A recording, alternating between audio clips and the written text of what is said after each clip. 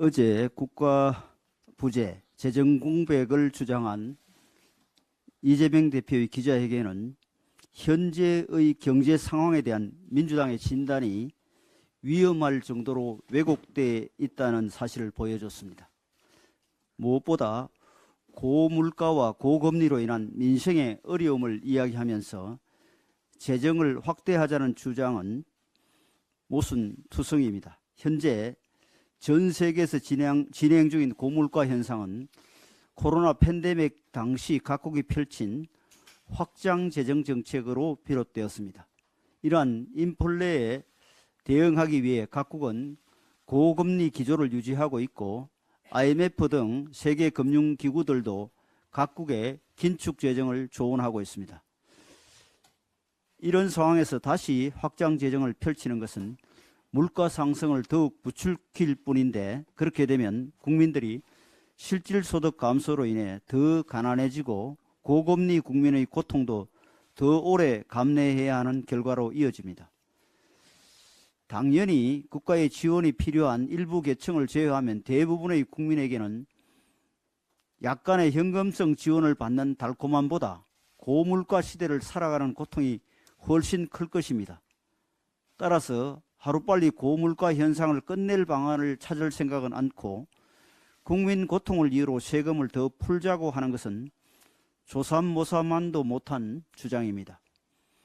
올해 예산안에서 정부가 건전재정 기조를 유지하면서도 소상공인, 청년 지원 예산과 복지 예산을 선별적으로 늘린 이유는 시장의 인플레이션을 부추기지 않으면서 소득 재분배라는 재정정책의 기본을 지키기 위해서임을 거듭 강조하지 않을 수 없습니다. 또 민주당 계속 R&D 예산 감축을 지적하는데, 지금의 R&D 예산 구조조정은 문재인 정부 당시 예산 확대에만 급급해서, 다시 하겠습니다. 문재인 정부 당시 예산 확대에만 급급해 초래된 비효율을 바로잡으려는 것입니다.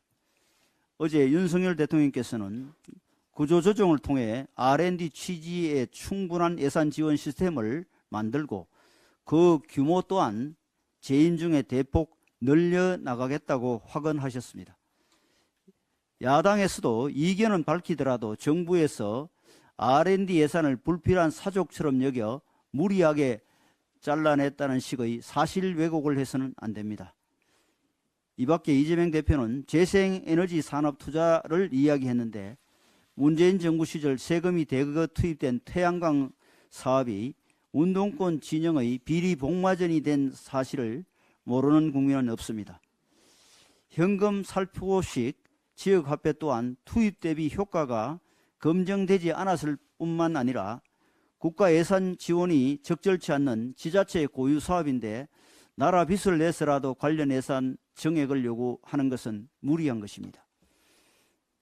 민주당이 재정 만능주의와 정략적 예산 정액 기조를 버리지 않는다면 올해 예산 심사도 큰 어려움을 겪을 수밖에 없습니다.